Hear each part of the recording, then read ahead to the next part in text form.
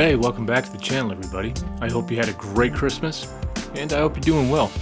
So first, I want to start off with a very sincere and humble thank you to everyone who visited my Etsy store and picked up a couple of t-shirts and mugs. Really awesome, guys. Thank you very much. My family thanks you. And also a very big thank you to my very first 2 Buy Me a Coffee patrons. That was really cool, guys. You didn't have to do that, but I genuinely thank you from the bottom of my heart for that. So I don't want to waste too much time here regarding the future of the channel, but I do want to touch on it a little bit. So over the last couple of days, we got to talking in the comments about what I should do to help get some financial income from the channel. And there's been a couple of suggestions, and I want to know what you guys think. So these are the 2 that I'm zeroing in on. The first one, I create a second channel. Now, this channel wouldn't be anything like Channel 80. It would be no rabbit holes or anything like that. It would be wholesome content that could be monetized. So what that is, I'm not sure. Maybe just memes, things like that. I'll work it out. So if that was the case, I would be doing that about 4 times a week, and I would do 1 to 2 uploads to Channel 80 a week, with the episodes being slightly longer. Now, if I could monetize the new channel, that would allow me to keep doing this. The option number 2, which is what I've already kind of set up on the Buy Me a Coffee app, I have set up a monthly membership for people who are interested. I've made it as cheap as possible. It's $3 a month. If I can get enough people on there, I could do this 5 days a week and I wouldn't have to create the second channel. I'm not looking to get rich here. I'm just looking to make about as much as I would at a part-time job. So it wouldn't take many of you to do that. So if this is something that you guys are into, let me know what you think in the comments, which way I should go with it. So anyways, with all that out of the way, let's see what we got today. We are live.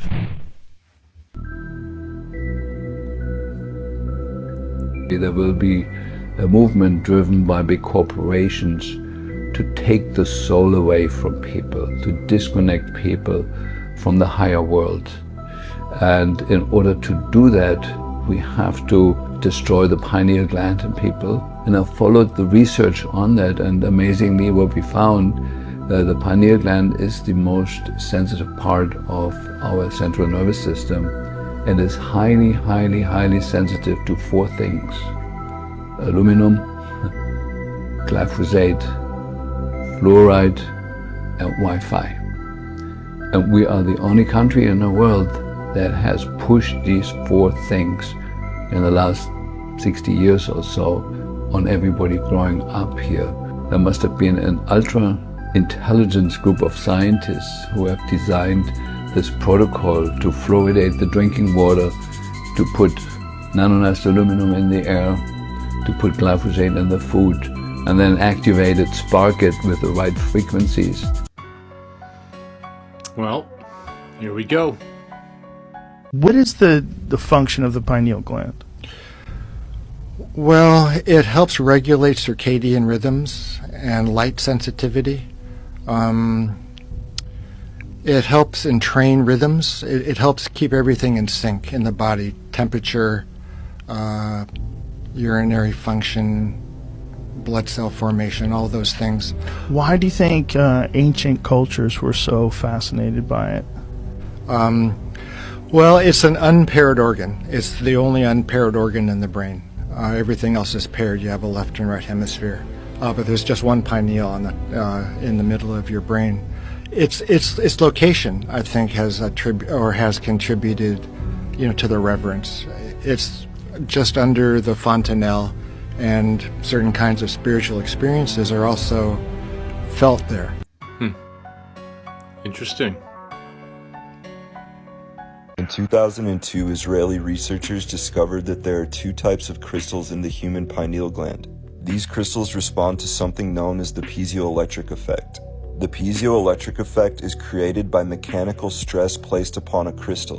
In the human brain, this mechanical stress can be induced by sound or chanting. Many of the ancient practices surrounding polyphonic singing, such as Mongolian throat singing or the Australian didgeridoo, may have been intended to apply this mechanical stress upon the pineal gland, creating an electrical effect in the center of the brain. People who have seen a flash of blue light, for example, while meditating, may have experienced the pineal gland releasing this electrical energy, as the 2 optic nerves in the eyes directly lead back to the center of the brain and this gland, a gland that Rene Descartes called the seat of the soul. Ancient humans were not stupid. They had identical IQ as humans alive today. There is always science to back up some of these ancient beliefs and practices. Interesting. I wanted to understand if there was a bridge between that world where there are infinite number of dimensions and this three-dimensional world that we live in. My interest in explaining this mystical science of the pineal gland is really thinking of the pineal gland as the brain's radio receiver. And it can only be activated through a certain process.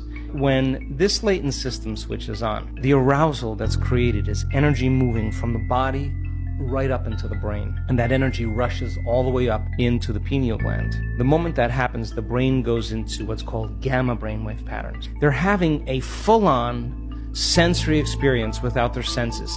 And whatever's going on between their ears, the vision that they're having, they're not visualizing. It's happening to them. And the person now is literally in a whole nother world. They're in another dimension. That's why the pineal gland is called the third eye, because it's a profound vision. Once the autonomic nervous system switches on and it goes into gamma brainwave patterns, that radio receiver has tiny little calcite crystals, stacked rhombohedrons that are on top of each other. And those crystals begin to shimmer. They begin to oscillate. And now the radio receiver is activated. And when the brain latches on to a frequency, the pineal gland acts as a transducer. And the pineal gland begins to release upgraded versions of melatonin. Melatonin already causes us to dream, but now you're going to really dream. It already causes us to relax, but now you're going to make a benzodiazepine. You are going to chill way out. You are no longer going to be in survival. Melatonin is already an antioxidant, but you're going to make two of the most powerful antioxidants known to man. Anti-cancer, anti-aging, anti-heart disease, anti-stroke, anti-neurodegenerative, anti-inflammatory, antimicrobial. And then you make that one amazing chemical called dimethyltryptamine. And that begins to switch on. And what happens is you no longer move through space to experience time. You move through times. And you experience dimensions or spaces. And the biggest lie that we've ever been told is that we're linear beings living a linear life. We are dimensional beings living a dimensional life. And when the doors of dimension open to you, and you get a glimpse of how big this really is, you are going to care less about politics. You're going to care less about who's famous and who isn't, because you're going to realize you're all of that and more. We have people that have switched this system, this latent system on, and they have a greater understanding of who they really are. That is absolutely fascinating. I already don't care about who's famous. You are a slave. Let me explain why. We are being controlled in this world. Everything we do, every move we make is remotely controlled by these people. Every human is born with the pineal gland. The pineal gland is known as the third eye or the sixth sense. It enhances your spiritual senses. It makes you analyze information faster. It makes you take the right decisions. It makes you sleep better, and much more. These people don't want your pineal gland to be activated because you become smarter and stronger. They deactivate your pineal gland using fluoride. They add fluoride in everyday necessities we consume. Drinking water has fluoride, and it's been proven that fluoride is cancerous. What is the first thing you do in the morning? Brush your teeth. Toothpaste contains fluoride. We are constantly shutting down this gland. Without this gland, we are more prone to weakness, staying up late, depression, and anger. Good news though, fluoride-free products exist. And if you can reverse osmosis or distilling your water, you can take it out. Two powerful ways on how to open and decalcify your pineal gland. Now, your pineal gland is a gland in the center of your head. The ancient Egyptians referred to it as the Eye of Horus, the all-seeing eye. Now, this is what a calcified pineal gland looks like. If you look at the work of Jacob Liberman, who wrote a book called Light, the Medicine of the Future, he's one of the leading experts in light and eyes, and he explains that your pineal gland is a literal eye because it's hollow in nature. It's got color receptors. This is why it is called your third eye. He also explains that the average size of a pineal gland today is around the size of a raisin, and that thousands of years ago it used to be the size of a human eye. So as you decalcify and start to open it up again, it goes on this process of regrowing, and this is when you start to get all of the benefits of an activated pineal gland.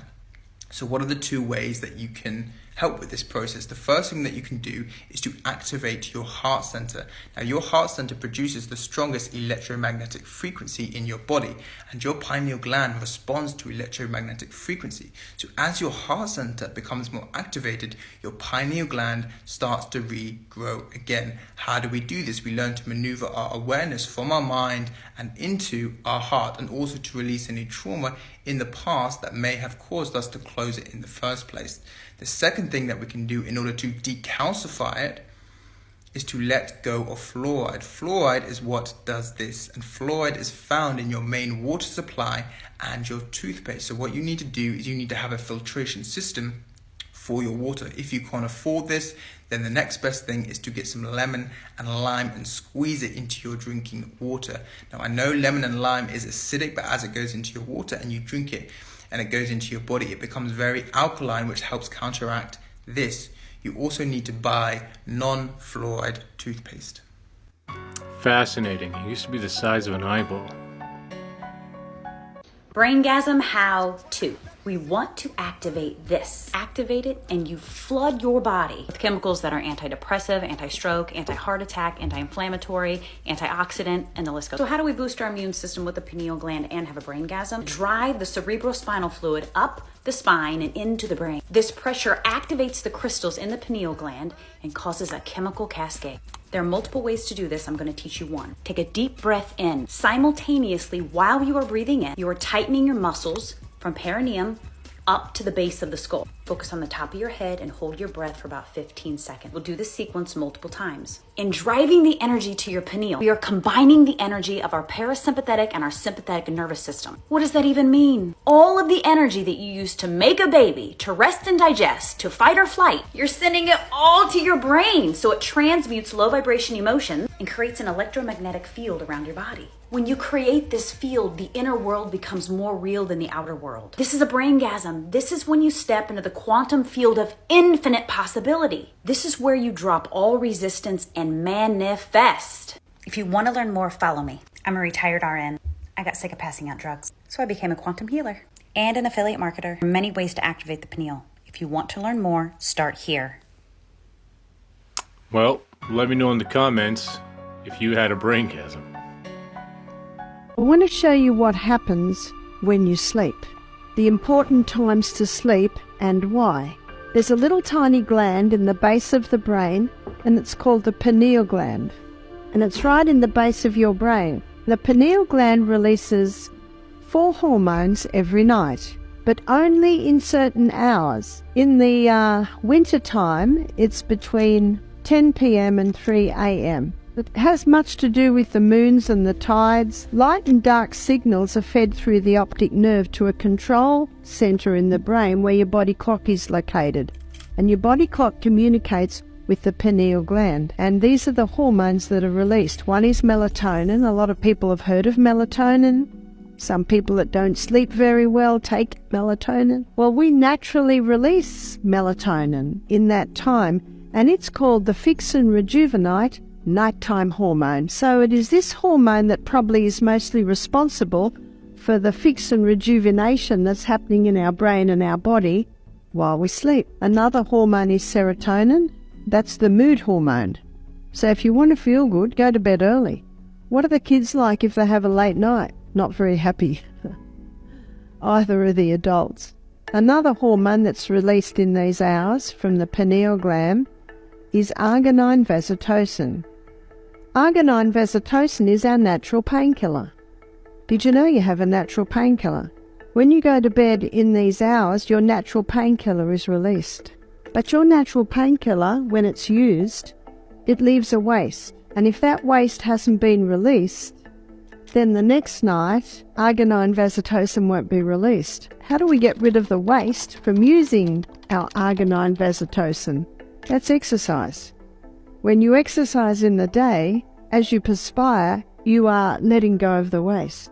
And that's why exercise is so important to be able to increase your ability to sleep. Ecclesiastes says the sleep of a labouring man is sweet.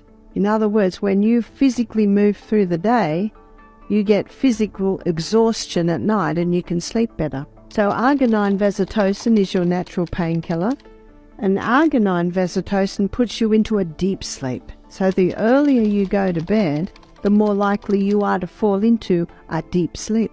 The other hormone that's released is epithalamin. And epithalamin is a hormone that increases learning capacity. God designed our brain to be learning new things right up until the day we die. Many people's brains deteriorate because they stop learning new things. We should ever learn new things. To be able to understand and retain the new things that you're learning, we need to go to bed early. Epithalamin increases learning capacity, and epithalamin slows down aging. So these are the hormones that are released in these hours every night. Fascinating stuff. Incredible, explaining why they had little penises, and that it was explaining the whole thing that big penises were thought to be barbaric, and it was not representative of like someone of class and dignity and education. And so we get to this pine cone, and he says to me, he goes, "Do you know what this represents?" And I said, "Is it the pineal gland?" And he goes, "Yes." And then we start this conversation of why these Catholics would have this enormous representation of the pineal gland, which they reference as the seat of the soul, and that this gland, which is in the center of your brain, is thought to be literally a third eye. And on reptiles, it actually has a cornea and a lens, this gland. Like literally, it's exactly where the third eye of Eastern mysticism is. And they've got a representation of it right here. And it's thought to be where dimethyltryptamine is produced. Really? I did not know that about reptiles. I am going to tell you all about the most mysterious and controversial part of the brain, the pineal gland. You may have heard of it as the third eye, and many believe that it's the key or the gateway to spiritual awakening. But I'm here to talk about the true neuroscience of the pineal gland and what we actually know about it. The pineal gland has this spiritual reputation because it produces something called DMT. This is a naturally occurring substance in the brain, but when it's taken orally, it induces very serious hallucinations. If you're wondering, it acts on the same systems in the brain as psychedelic mushrooms. Some meditation practices claim that you can activate your pineal gland through exercises and make it release DMT to open your third eye. Well, the pineal gland's main function is actually to release melatonin, a hormone that regulates your circadian rhythm. So if you were able to activate your pineal gland, you would actually be more likely to fall asleep than to open your third eye. But what about this DMT stuff? I mean, there's gotta be something going on there, right? Well, actually, this paper right here showed that rats were able to produce DMT with or without a pineal gland.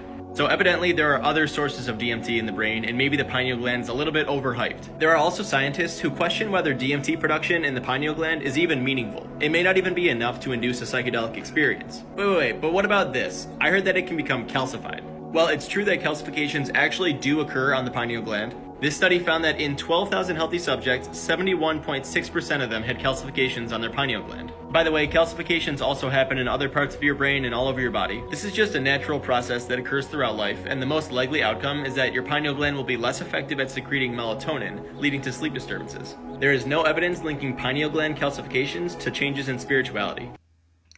What a bunch of bullshit. Fucking idiot. Have you ever wondered what pine cones are? I mean, we all just sort of see them as random tree droppings. But what exactly is this weird-looking thing? Well, believe it or not, pine cones are actually the reproductive organs of pine trees. You see, the seeds of the tree are held within the female cones, and when it's cold and likely deadly, the cones stay shut to protect the seeds. But in warm conditions, when the seeds have the best chance to grow, the cones open up to release them, where they're scattered into the breeze and drift to the ground. And this is how we have pine forests that look like this. Interesting.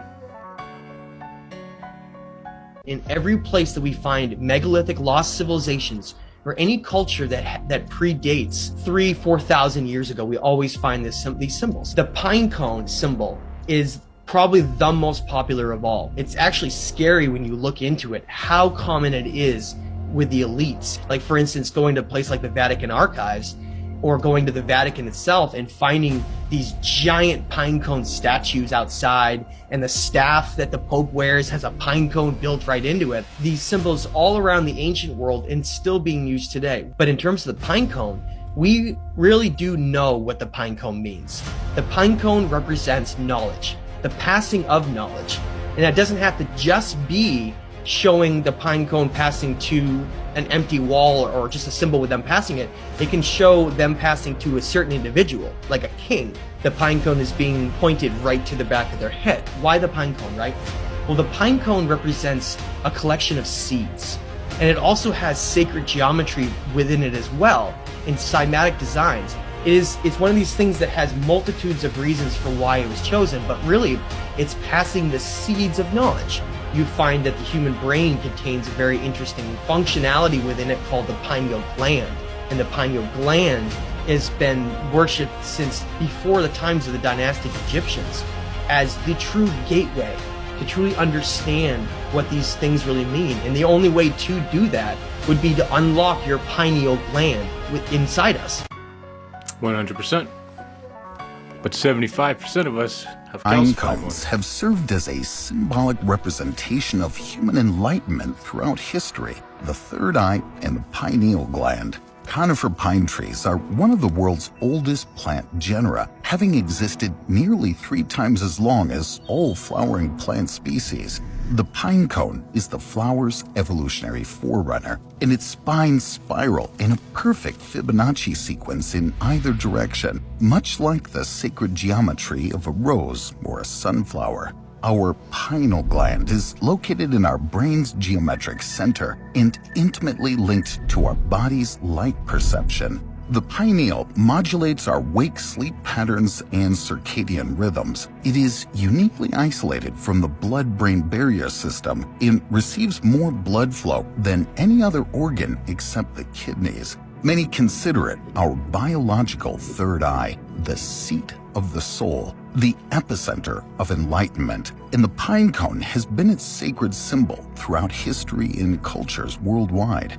The Egyptian staff of Osiris dates from around 1224 BC and depicts 2 intertwining serpents rising to meet at a pine cone. The staff's symbolic parallels to the Indian Kundalini, a spiritual energy in the body described as coiled serpents rising from the base of the spine to the third eye or pineal gland in the moment of enlightenment, have been noted by modern scholars and philosophers. Awakened Kundalini represents the merging and alignment of the chakras and is said to be the only way to achieve divine wisdom, which brings pure joy, knowledge, and love. Absolutely fascinating. I find this beyond fascinating. Here you have the eagle god with a pine cone. That was the symbol of fertility. Here you have the ancient winged cherub with a pine cone, which was the symbol of his power through the fertility cult. The biggest pine cone and staff you'll find here, one of the biggest at least, here in Osiris worship. This is the Egyptian deity. Osiris had the shepherd's rod with a pine cone on it. And there you have a Hindu deity with a pine cone in his hand. So they're all the same.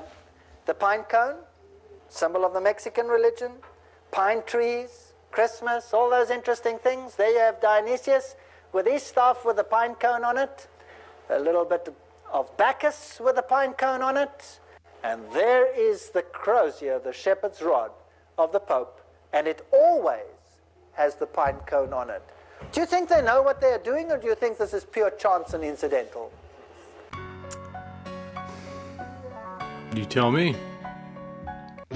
So this video about sacred geometry blows my mind. You can take different frequency patterns and put them together to get different facial structures.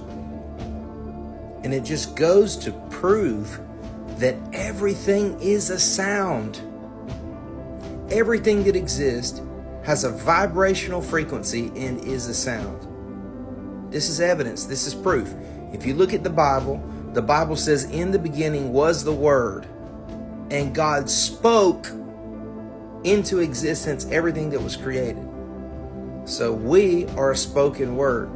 And when God spoke, everything was created. So if you look here, this just shows how everything is a frequency.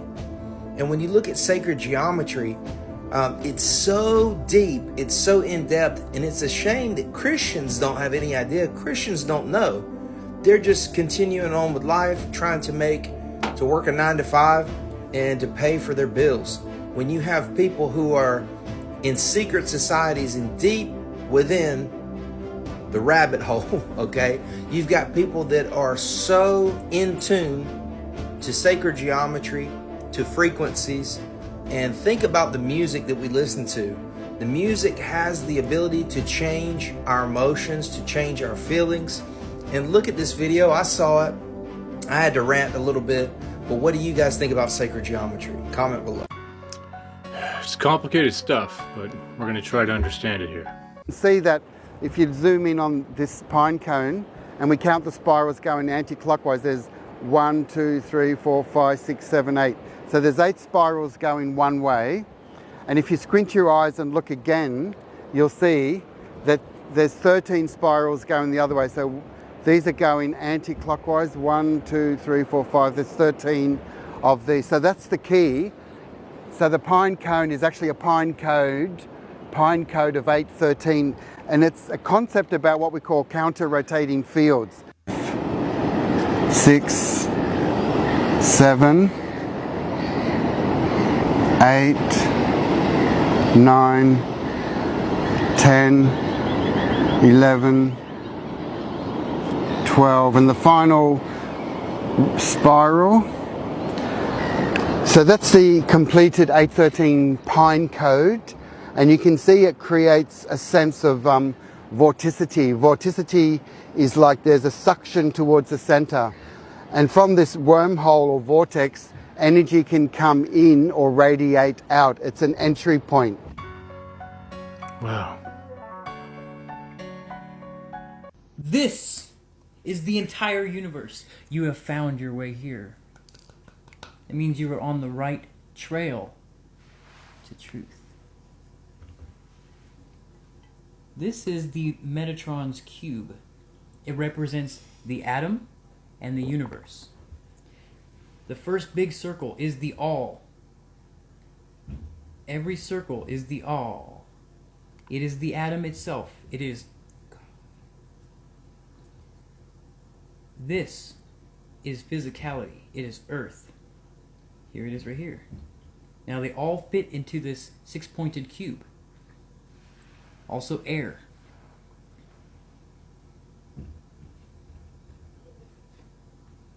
Let's go water next here. Water is the downward triangle right in there. This all actually is light. This is just everything in the universe. It is self. Now we have space, or the ether. It is right here in the middle, and also right here.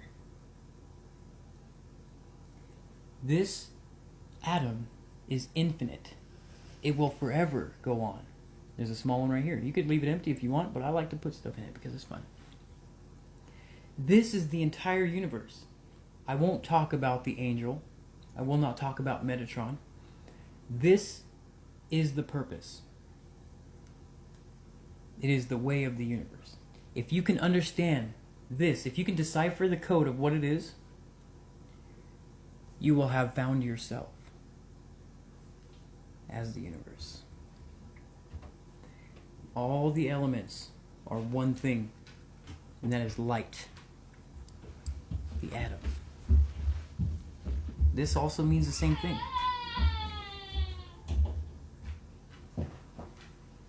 You're onto it. You're onto the trail. You're getting there. You're getting hot. You're getting real hot.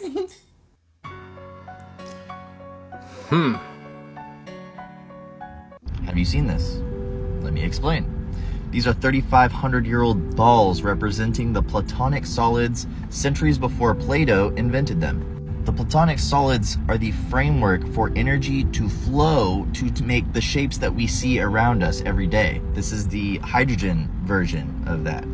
Now, you probably learned the periodic table of elements using this shitty confusing thing. This is how we view it vibrationally. The top is the gases, and these are the heavier elements down here.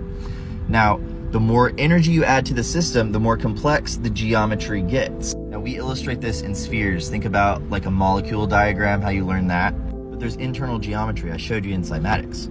Now, this is a DNA strand. That is the top-down view of the DNA strand. It looks a lot like a mandala. That's because that mandala represents a frequency that you can resonate with.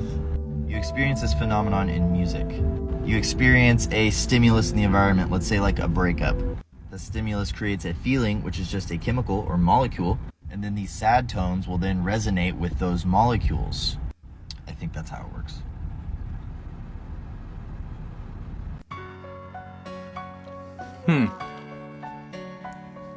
The golden ratio and the Fibonacci sequence both have intricate mathematical relationships. The Fibonacci sequence, which starts at 0 and is generated by adding the two previous numbers in the sequence 1, 2, 3, 5, 8, 13, and so on. From the tiniest to the greatest items in nature, the Fibonacci sequence is found. It's a mathematical method for information to move very effectively. When the sequence gets closer to infinity, something odd happens.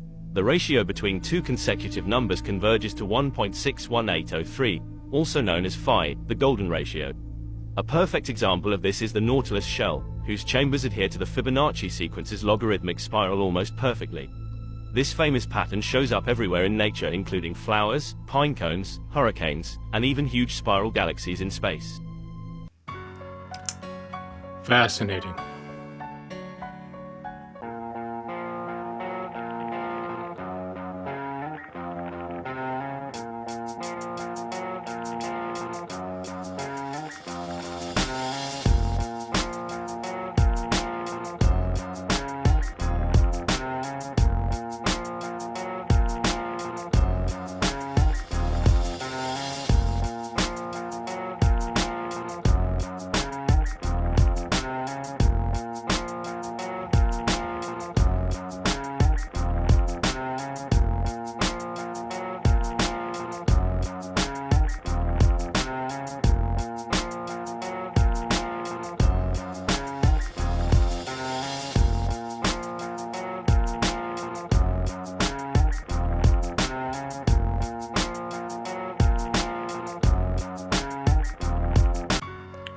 That was trippy.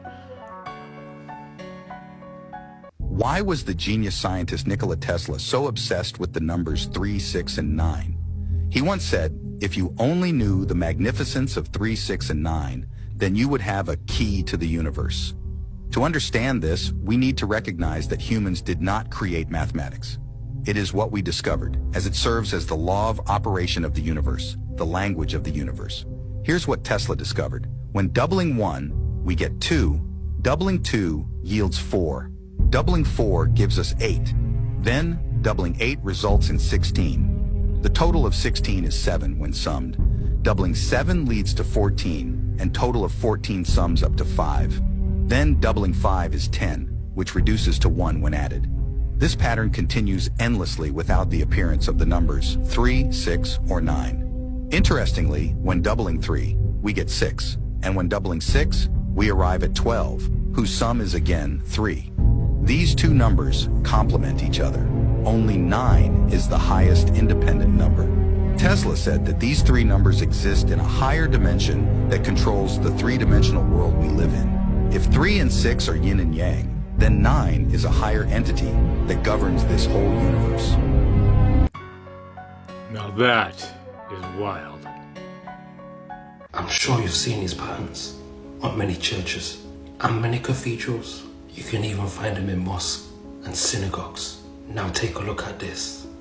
On the left, you have church windows. In the center, that's our DNA. And on the right, you have somatic frequencies.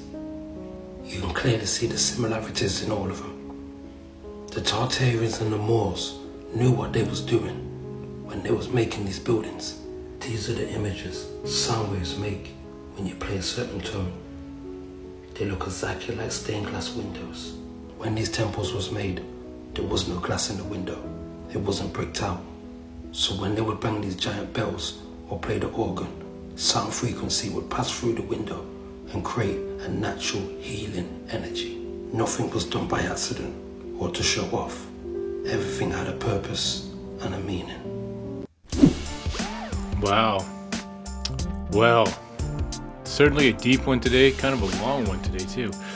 But I just find this absolutely fascinating. There's a little more to it that we'll get into, but that's for another episode. But that's all I got today, guys. So I guess I'll see you in the next one. And until then, 80 Canadian, signing off.